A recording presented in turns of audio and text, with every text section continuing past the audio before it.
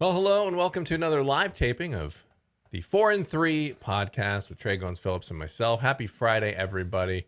We're looking forward to getting this podcast out to you, getting through the top stories of the day, and it's Friday, so there you go. Friday. Did I just say that? What is wrong with me? Gosh, it looks so much better on like Twitter, and then you say it and you're like, oh. It doesn't translate well. No, it doesn't. When you're saying it. Now I regret it. I regret doing it. So the only complaint really that I have going into the weekend is I had a cookout Monday for Memorial Day in my backyard, and I have so many mosquito bites. It is just like constantly itching. So I'm just like, I forgot that that's what spring and summer is like a lot of good things, but also it means mosquito bites. Yeah. Well, and I always, there are these little, I'm going to have to send it to you. And now I can't remember because it's been 2 seasons. We didn't really have mosquitoes in our yard last year. It wasn't bad for whatever reason. The year before we did. And a friend of mine, there are these little things you can put on your belt, I think. And they make like candles and lanterns, and like they emit some sort of, scent or whatever. Something. Yeah, but it works, and like you just clip this thing on, like, or you can put them like a couple of them around like your patio or something, and the bugs just won't be there. And it's not like a citronella candle or whatever. I gotta look it up and tell you. If anybody knows what it is, put it in the comments. But it's clutch because I think they run on batteries. I think they run on batteries. So if people know what I'm talking about, I'm like totally blanking on what it's called, but. Anyway, but those things are legit. If like the bugs are annoying in your yard, just do that, and then they does a pretty good job. So I need to invest in that then. Life hack because I hate my memory. I can't remember the name of things. So a life hack that will almost help you, but I can't rememso remember the name. So you're stuck. Almost help you. Right. Well, I think it's just like the smell of bug spray is so bad, and so I try to avoid that if I can, because it's just. After you've been out in bug spray and you've been hot and you're sticky now because of that, you just feel like I need to go take a shower. Yeah. All right, I gotta look it up now because maybe it's these thermocell things. I feel like I have a superpower wearing a little. I've created a bubble around myself that is safe from the mosquitoes. Yeah. I'm gonna have to look this up here after the podcast, and then we'll get it. I think it might be this because this is the breaking news that we need to know. Yeah, this is it. I mean, look, if we can do anything for you today, this is what you come here for. The news, like we want to give you the products that will keep the bugs off you as it's coming. Because yes, I mean we know the cicadas are coming. No, not a sponsor. I mean, if they want to sponsor us, great, go for it. But absolutely, just send Trey some free Thermacell clips for mentioning it. So there you go. Right, and I'll do an ad. Like I'll do a sponsored ad on our Facebook and Instagram pages. Yeah, like we can do it in an infomercial. It'd be great. Just start doing infomercials. All right. Let me get off the Thermacell page back to my podcast page. All right, here we go. Start this taping here in just a sec. Faithwire.com. Hello and welcome to 4 and 3, a podcast breaking down 4 of the most important stories of the day and 3 things you need to know about them, all from a Christian perspective. Today is Friday, June 4th, 2021. I'm Dan Andros, and coming up on the podcast today, Joe Biden criticizes efforts to defend women's sports from biological males. And oh, Canada, what in the world is going on in Canada? We're going to have the details there on their latest crackdown on churches. And we'll have the details also on an awards show you might actually want to watch. And Nickelodeon casts first openly transgender teen in live action kids show. So we got all those stories and more with Trey Goins-Phillips from Faithwire.com. Trey, how's it going today, sir? It's good. I'm looking forward to your story about an award show that I might actually want to watch rare. Because it's rare. Nobody watches these award shows now that come out. I mean, the numbers are just like worse and worse and worse every year.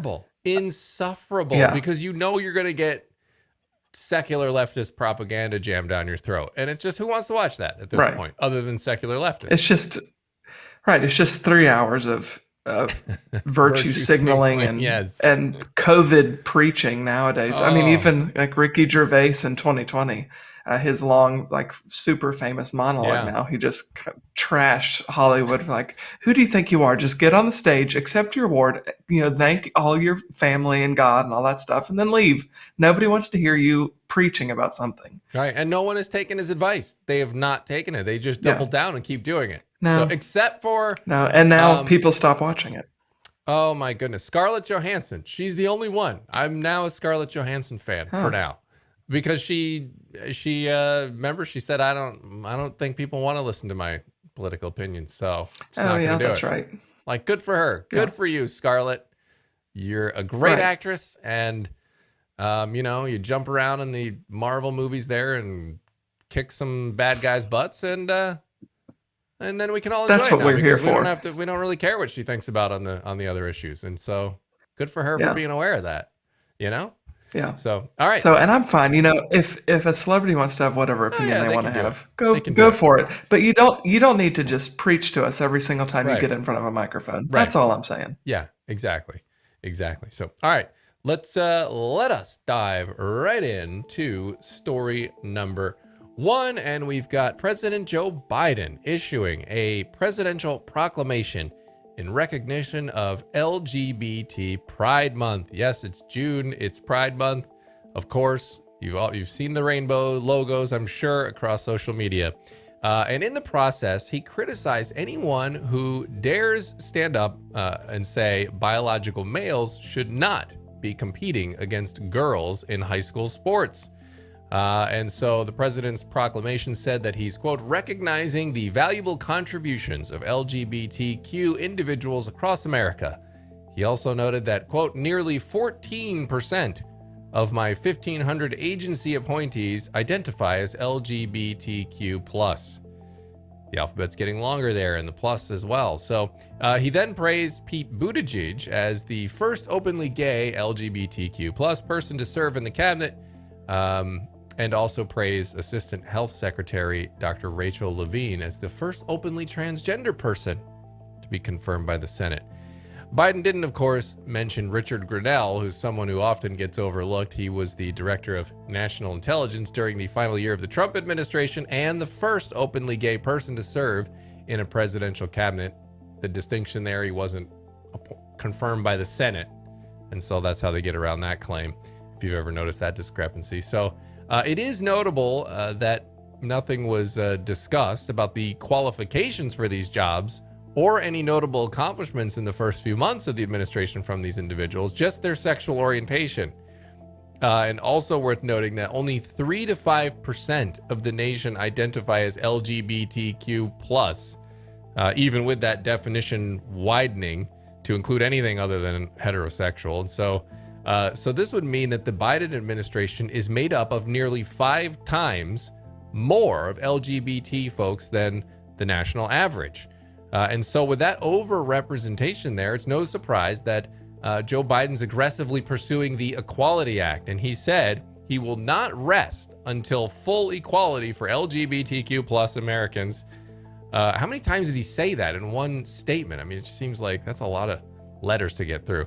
But he said he's not going to rest until it's finally achieved and codified into law, which, again, a lot of people think that this is just, redundant. You're protected as an individual, and then so singling out these groups for further protections is redundant to what's in the Constitution. And so the U.S. Embassy, you're seeing a lot of this going on around the country, the rainbow flags, with the U.S. Embassy at the Vatican decided to raise the rainbow flag, and that caused some pushback from Catholics, including Nebraska Governor Pete Ricketts, who called it a political stunt. So what's the left saying? Well, the left, of course, is backing the Pride Month celebrations, the Equality Act, and interestingly, biological males competing in women's sports. They're mostly supporting that too, although some notable pushback there, which we've covered. And what's the right saying? Well, many on the right have criticized a lot of this as a political stunt, as pandering, given that Biden's Catholic and Catholics are opposed to same-sex marriage. And, one conservative host, Stu Burgier, pointed out that it's worth noting that are there any examples of a biological female who identifies as a trans male, I guess, trying to compete in male sports because they don't feel comfortable. If that case exists, that would be the first time I've heard of it. I have not seen that. So why does it matter? Well, Trey, I mean, it matters because, yes, I mean, of course, all people should be treated equally. But it does appear that we've got a smaller minority of people overrepresented in the administration here and just driving an agenda in a disproportionate fashion. So without considering there's given that misrepresentation there and that overrepresentation, you don't get a lot of people on the other side pointing out that, hey, maybe there's going to be some damaging consequences to the Equality Act, in particular for Christians in their ability to practice their faith as they see fit. And I think that's what's so frustrating for a lot of conservatives and obviously for a lot of Christians. It's not that we don't want to see equal treatment of people. Right. Obviously, the legal system we have in place, as it's written, already recognizes the equality and fair treatment of people, regardless of how they identify. But what we don't want to see is that we're going to embrace quote unquote equality to the detriment of religious liberty. Yeah, I think that's where the concern comes in when there's an overlap. And it's well, we can discriminate against Christians in the name of inclusion of people and of different sexual identities or whatever it is. So I think that's where the frustration comes from. For a lot of Christians. Yeah. Is it's created this binary. It's either this or that. When it's like, no, we can actually do both. We can treat people fairly, and we can also recognize their religious convictions and their moral convictions. Right. And the Equality Act, I think the fear there is that it'll be used as a cudgel, really, to force Christians to compromise on their conviction in their public lives. Yeah, because it doesn't seem within the Equality Act that there's any room for, there's no room for differing beliefs. They just count that as, well, you hate, like if a Christian pastor, for example, we've seen stories like this, refuses to do a same-sex wedding, they're trying to push that as hate, and that does not allow for that pastor to practice religion as they see fit, because... of all of the arguments out there, you look at what the definition of marriage has been in society and culture for thousands of years, and specifically within the Christian religion, it has been defined between a man and a woman. So that is clearly and, irrefutably a long-held, sincere Christian religious belief. And so then when you start labeling that hate, when, say, a pastor's like, well, I can't do that. It goes against my faith, it goes against the Bible, it goes against my conscience. I can still love you as a person, but I can't do that. Yeah. That's where the rub is. They're not, okay with that. It seems like that difference is not acceptable, and they want to label that as hate when it's just a sincere difference. And that's the hurdle that just doesn't seem to be able to be crossed right now. Yeah, and I've always wondered, like, it seems like a lot of these cases are just 100% politically motivated. Yeah. Because the case that I always go back to in my mind is Jack Phillips, the baker in Colorado. Because my thought is, okay, so the concern was he wasn't making a cake initially. For a homosexual couple for their wedding, he refused to make a cake that they specifically wanted. He would have sold them any of his other cakes already made, but he didn't want to make that a wedding cake particularly celebrating their same-sex marriage. My question is, why would they want that from a Christian baker who holds to a traditional view or biblical view of marriage? Like, there are so many other bakers available to you. Why would you want him to do it anyway? Yeah. He shouldn't be forced to do it. It just is an odd case to begin with in my mind. Right. And you just don't see a lot of LGBTQ activists going to the Muslim bakery to try to get that cake made, because that cake ain't getting made there. I can tell you that right now. But you don't see that one pushed on the forefront. So we'll keep an eye on it. We'll of course keep reporting on what is happening with the Equality Act and the Biden administration as things progress. Yep, for sure. All right, story number 2. So, a small but controversial church in Ontario and its leaders are facing fines nearing $200,000 for continuing to hold worship services despite provincial stay-at-home orders. The Church of God in Aylmer was slapped with $66,000 in new fines over the Memorial Day weekend for holding outdoor services weeks after a swarm of armed police officers interrupted a Sunday gathering, ordered congregants to leave the premises, and changed the locks on the building. So here's a little background, because that is a wild story to get your head around. So in April, Superior Court Justice Bruce Thomas ordered the Conservative congregation to stop holding indoor worship services exceeding the limit of 10 people. Just 10 people. Which is, I mean, that's so few. So when the judge found out the Church of God was violating his order, he fined them $100,000. And on May 14th, he sent law enforcement officers to lock up the congregation's facility. When officers came into the sanctuary, the church members and Pastor Henry Hildebrandt remained calm, even praying for the officers as they walked down the aisle toward the pulpit. So good restraint from the church there, and that, they were prayerful toward the police officers. I even heard the pastor saying, "We have no hard feelings toward you." So that's, good on them. So, but in the weeks since, the church has met outdoors with some 400 attendees each Sunday. And during a recent court hearing, Crown Attorney Lisa Brost, she condemned the church for doing, quote, exactly what they knew they were not permitted to do.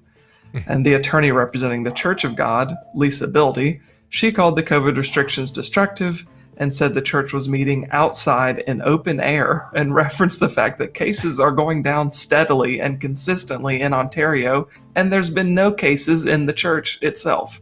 And Bildy told the judge that she believes the fines are oppressive and unduly punitive for the government to keep the church from appealing the decision to change the locks on the building that they own. The judge, though, stood his ground. He rebuked the church for its continued brazen, self-promoting acts. Those acts were just the fact that they were continuing to meet for worship services. So he called that brazen. He fined the church an additional $35,000, gave Hildebrandt a $20,000 fine, and slapped Assistant Pastor Peter Wall with a $6,000 fine. And he also charged the church overall with a $5,000 fine to cover the legal costs. Phew, that's just there is a lot going on with this church. So what's the left saying? Well, this is in Canada, obviously, but left-leaning politicians in several countries have been more open to draconian measures during the pandemic. We've seen a lot of overly restrictive mandates here in the U.S. on churches in states like New York and California. So the left has generally been more comfortable with this kind of overreach, whereas on the right, conservatives have opposed these kind of restrictions, particularly when it's limited religious freedom for churches seeking to gather during the pandemic. So why does it matter? I think if you look up this particular church, it's pretty controversial, but that's not really the issue here. They certainly hold to some fringe views. But the real problem here is the government overreach, that government authorities and 6 or 7 police officers can go into a church, order the congregants to leave, and then by a government decree change the locks on a building owned by private citizens. So that's just as surreal to me to see. And it should be concerning to all of us, I think, regardless of your political views, regardless of what you think about this particular congregation. We've seen this happen to a whole lot of other churches and pastors in Canada. So regardless of what this church may believe, it's wrong for the government to limit their free exercise of worship. And it's, all in the name of safety. So it should be concerning to see this continue to happen in Canada. Yeah. And I think because people say, well, thank the Lord that we're not in Canada. Well, we do have a lot of brothers and sisters in Christ in Canada, so we got to be praying for them. Yeah, but also, sure. I do think that, you see a lot of politicians here in America were trying to go that route. And thankfully, a lot of times, like we've covered here, Governor Newsom got fined pretty heavily by the courts for doing so and owes millions of dollars to churches for excessive lockdowns. So thank God we have at least that backdrop here in our country, but people are trying to do it And they definitely singled out churches from an early phase. We talked about this, Trey. I think some of the first few stories we saw in the lockdowns were hordes of police being sent by the government to churches to make sure they weren't meeting, because that would be just horrible. But brazen, as was mentioned in your article. That judge called it. Yeah.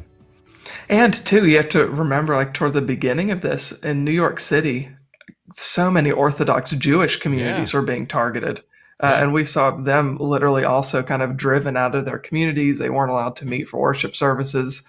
So it's not just happening to Christians. We saw it happening to Orthodox Jewish communities. And, it's just, to me, it's just such an obvious attack on religious liberty. Because we can be safe and still worship. Particularly with this church, they've been meeting for 3 weeks outdoors and spaced and all that kind of stuff, and there have been no cases tied back to this church. Yeah, and the science is clearly showing. I mean, and we're seeing in the emails from Fauci and from pretty much everything else that asymptomatic spread was virtually non-existent. The masks, do I think they make people feel better, but their help is marginal at best when you look at the stats and where people were wearing them and where they weren't. It just seems like the best thing to do is socially distance. So as long as you're not in like a big crowd of people like heavily breathing on each other close together, you're probably okay. And the cases in Canada, this is the biggest indictment on this. The cases in Canada have plummeted, kind of like how they have here in America. And so there just doesn't seem to be a reason for them to be cracking down this much, and they're still doing it. And so it's super disturbing, and we definitely need to be praying for any of our brothers and sisters in Christ up there in Canada. So I was reading an article in First Things magazine that was about this church, about Hildebrandt and the Church of God. And his opinion is that a lot of these crackdowns, particularly that we're seeing in Canada, where there have been no cases and they're coming in and closing down these churches, is because the government knows that it kind of exposes the fact that these lockdowns haven't worked, or that these lockdowns don't really matter. So they're coming in and shutting it down because they don't want people to know that there are no cases tied to this church, even though they're meeting.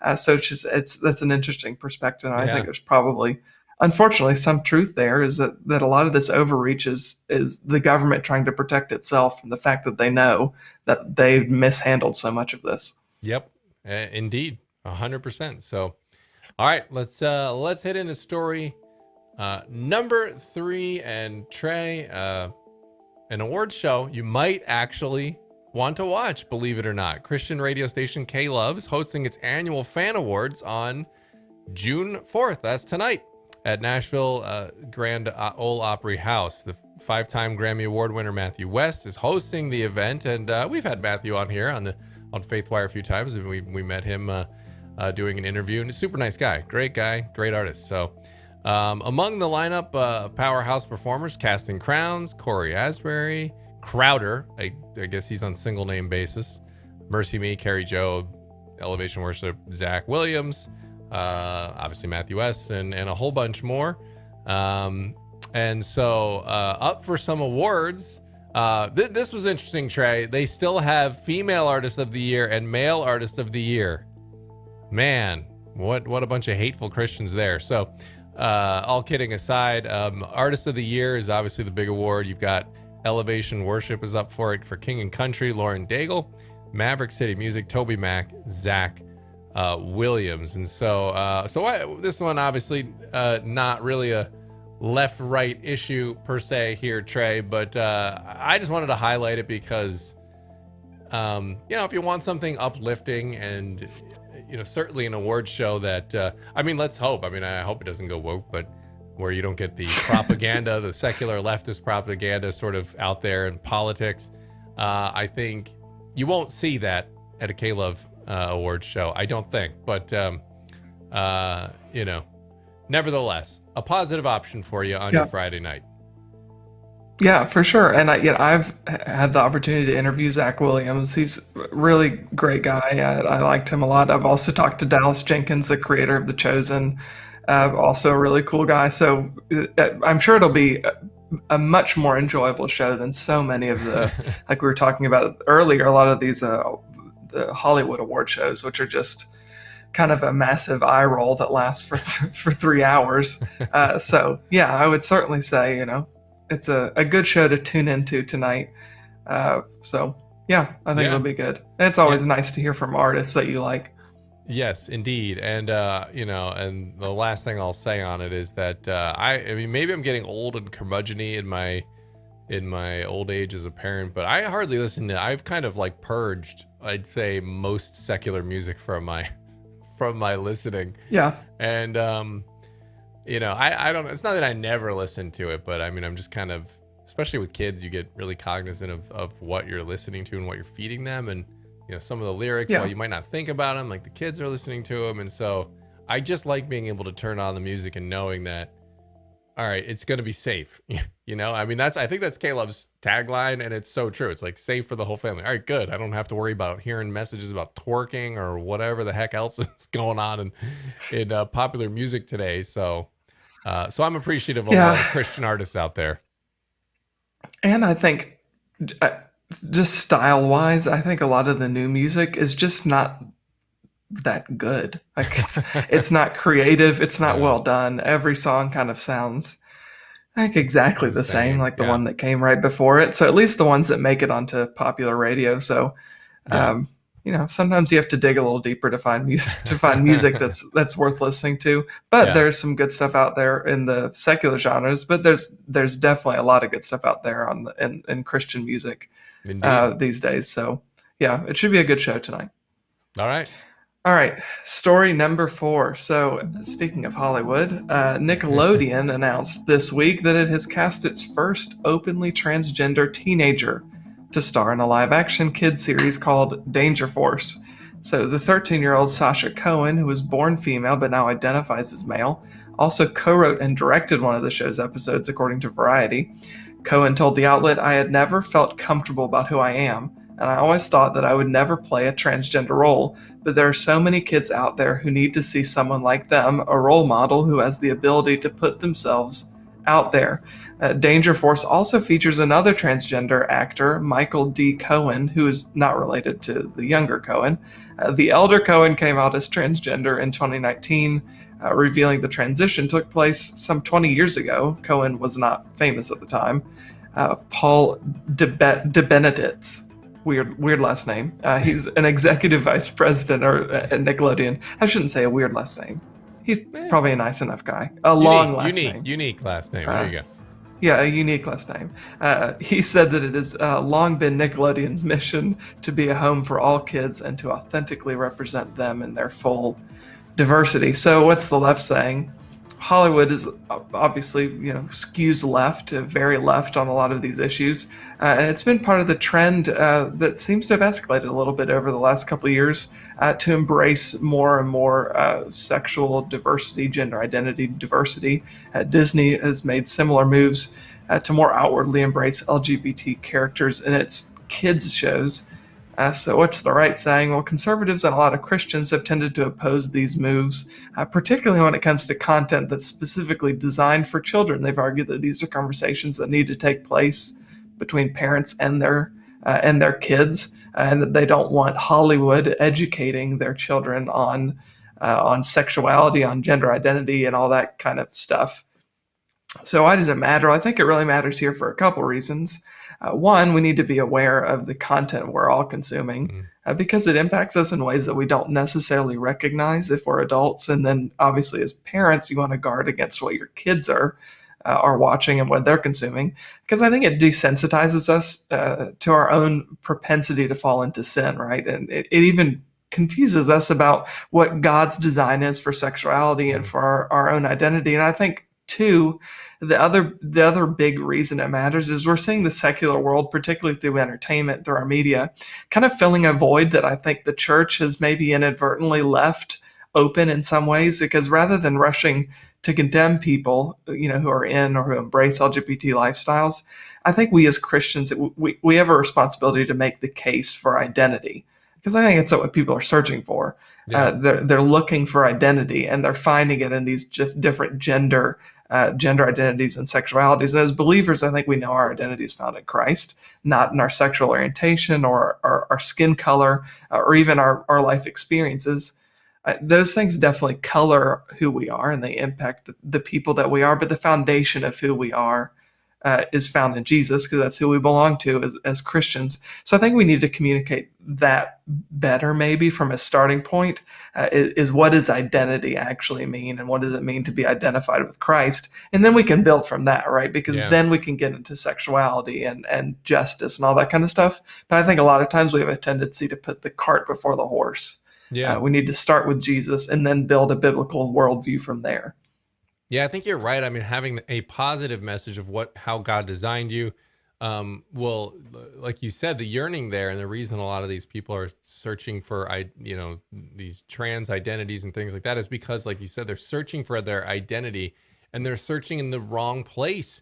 And so instead of just, critiquing and saying we don't want to see this and everything else, it's like, let's also make sure that we're promoting God's truth to these people, so that they can see that and go, let God's word hit them and say, oh, let God open their eyes, let God do the work there. But you got to kind of relay that instead of just criticize, which, a lot of people do. And it's a natural reaction when you see this sort of agenda being sort of jammed in your face all the time.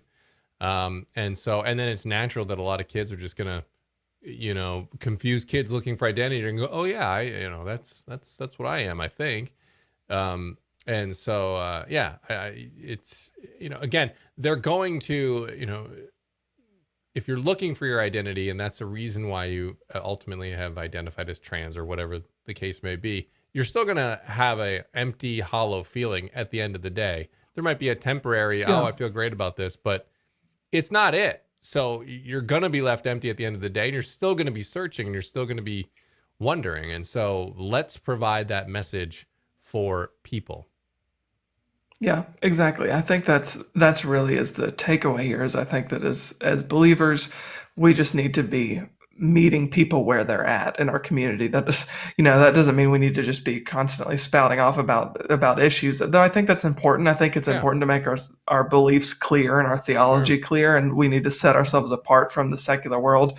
But in addition to calling things out in our own small communities, we need to be talking with people and meeting with them where they're at, and figuring out the root causes behind a lot of these struggles, because a lot of times it's a whole lot more than what it looks like on the surface. Like you said, like we both said, it's about finding an identity, that's beyond our sexuality or beyond our skin color, whatever. People just want to belong, and they want that kind of hopefulness. And I think there's the only place that hopefulness comes from, at least eternally, is through Jesus. Any other hope or any other identity is going to fall way short. Yep.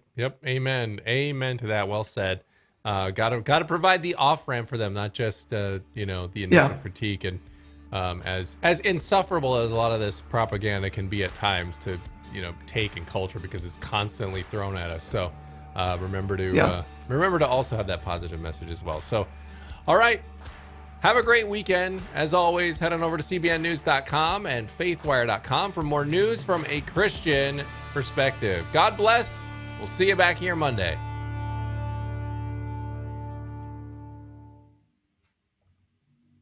And scene. All right. So I'm just going to now be constantly checking my email, my inbox, because hopefully we'll get a sponsored advertisement gig with this mosquito repellent.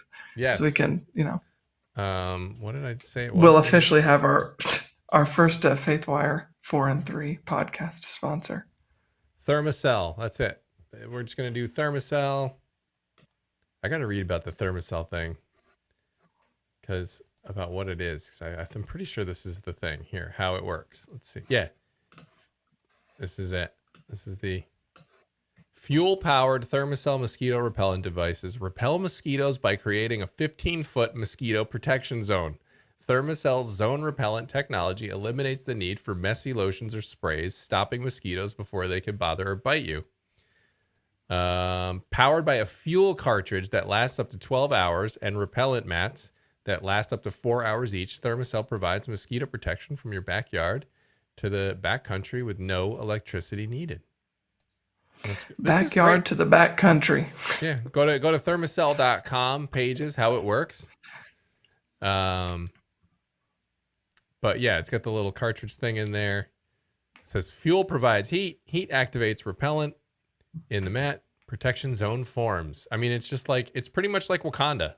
I mean, it's just basically, right. You know, you just put the... That's what I was just thinking about Marvel. I think in the end game scene, for anybody who's seen the latest movie, I won't give you too many spoilers, but I will say, there's the big dome of the Wakanda people, and they start coming out. It's like, it's just, if you stayed in the bubble, there would be no mosquitoes in there. Right. Exactly. So, and you get to be in Wakanda, which is a super high-tech place. So that seems pretty cool too. Yeah. So there's a lot of benefits to these but I guess the downside is that the Thermacell, unfortunately, you won't see Wakanda when you're wearing it. Like, right. That's the downside. If Thermacell comes out with one that transports me to Wakanda, then, as well as keeping the mosquitoes out, then I'm ready to invest. Yeah. Yeah. But until then, now you're just kind of just going to be a consumer. Yeah, exactly. Yeah. No, so anyway, it's I think they make different things too. There's like the one you can put on your belt. And but that is solid, because I hate mosquitoes. I hate them. And as a tall guy, I'm 6'3". If you're with a group of people, I'm usually taller than most of them.